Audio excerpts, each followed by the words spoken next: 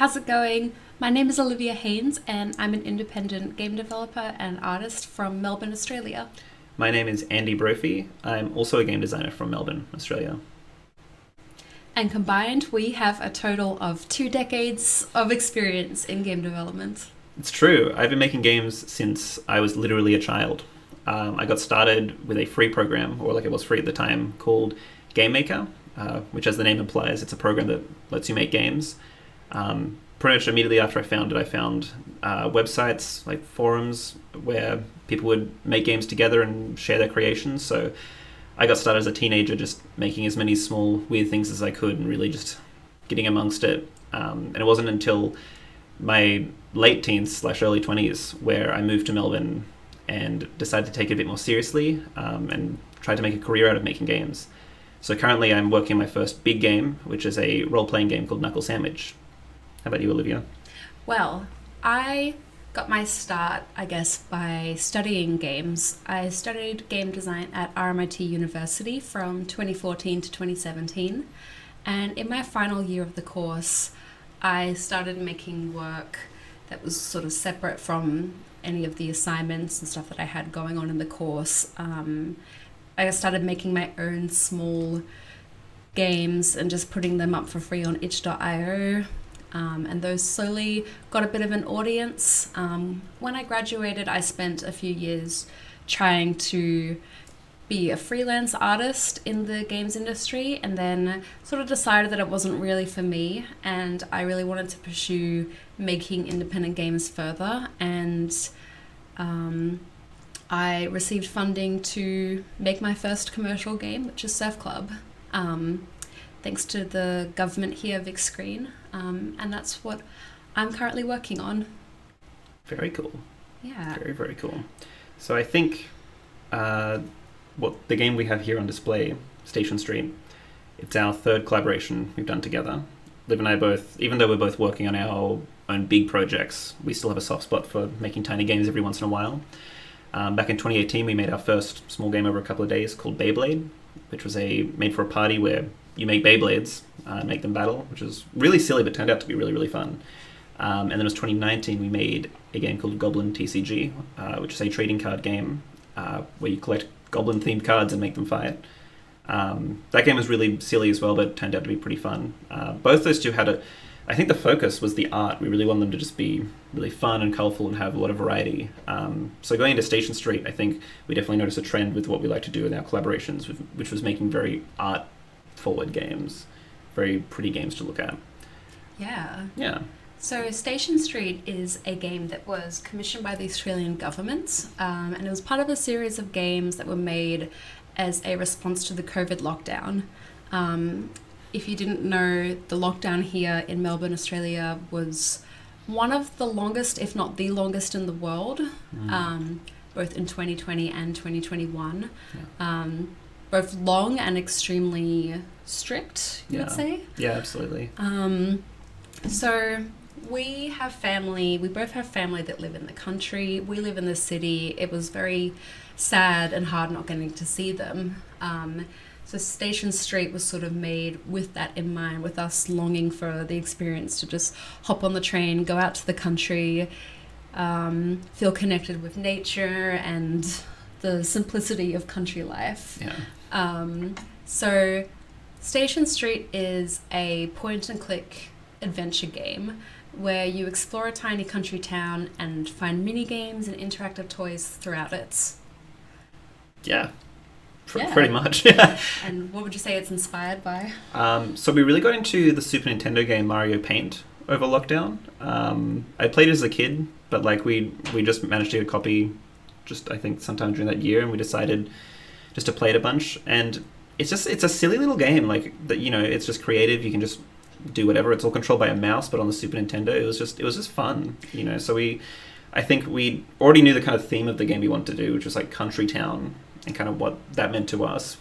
All the art was inspired by a bunch of different country towns that we'd been to over our whole lives, but mostly our childhood. And then we knew the kind of game we wanted to make was just, you know, it's all controlled by the mouse. That was something I think we took from Mario Paint as well, just really simple controls, and yeah. I think something else we took from Mario Paint as well is that there's constant surprises throughout it. Yeah. It seems like just a painting tool on the surface, but there's so many other sort of hidden games throughout it. It's really this whole creation tool. There's the little music making tool. There's what else is in it? There's like, it's got this. I'm trying to think, there's obviously the paint. There's music, and there's like one other thing I can't remember. It's like you make your own like little cutscenes or something like that. Yeah, It's some little game, but like the thing I really liked about it as well was that like it wasn't very intuitive at all. Like it wasn't made to make serious art. It had like all these like weird symbols for like the different menu options, and we kind of took inspiration from that. Like from that whole experience, and then kind of like children's point and click adventure games, which are again very simple.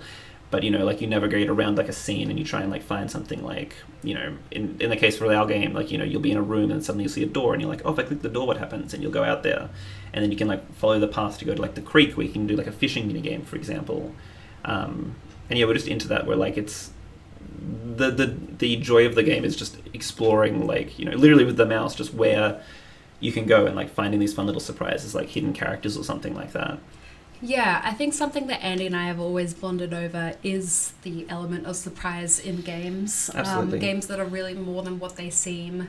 And especially during the lockdown, I think we were both feeling not only nostalgic for the country towns that we grew up in, but also, you know, games from our childhoods, as a lot of people were, you know, educational games from the 90s that also have these little creation tools in them.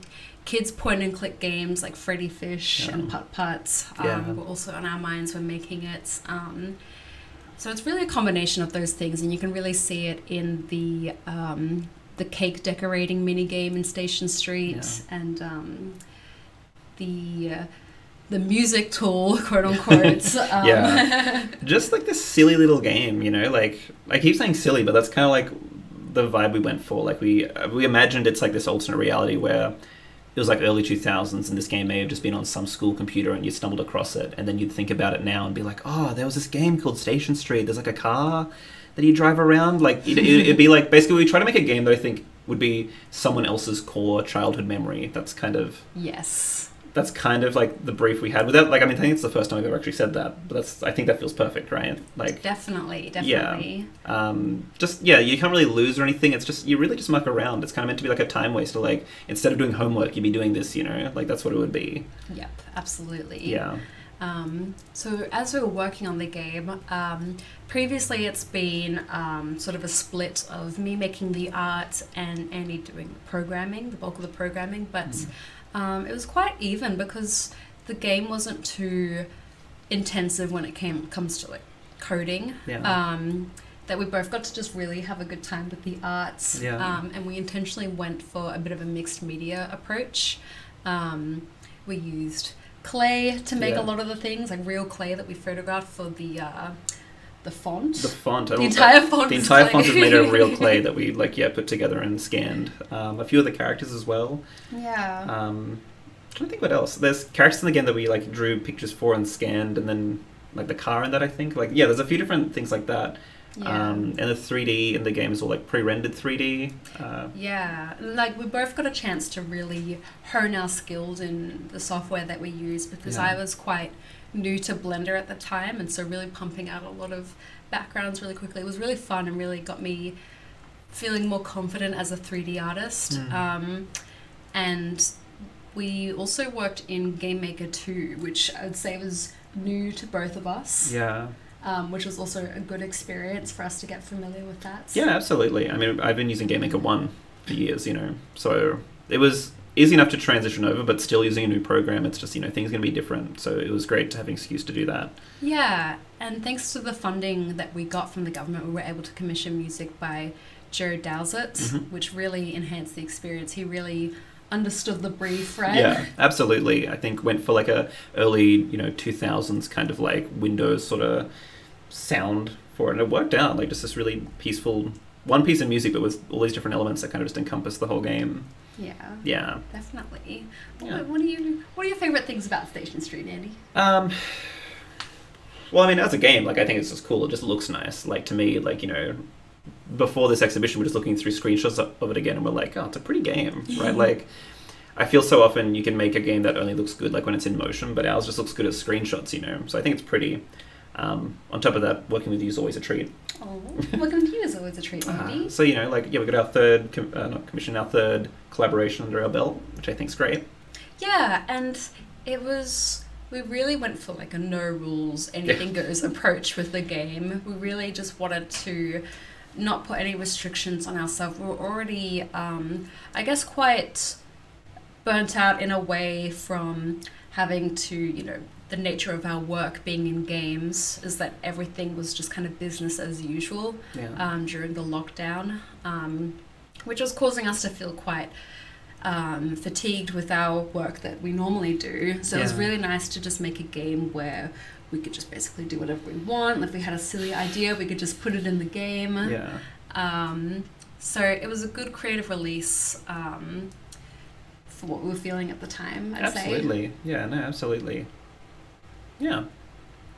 Yeah. Pretty, like, yeah, honestly, pretty happy with it. And as we said at the start, like, really happy gets to have a new audience here, which is great. Yeah. I guess we hope you enjoy the game. I hope you all enjoy your time at Alt Click Play. Yeah. Is there anything else you want to say? No, that's it. I mean, I guess if you draw a really good picture in the game, please send it to us. But other than that, like, we're fine. Yes, #StationStream.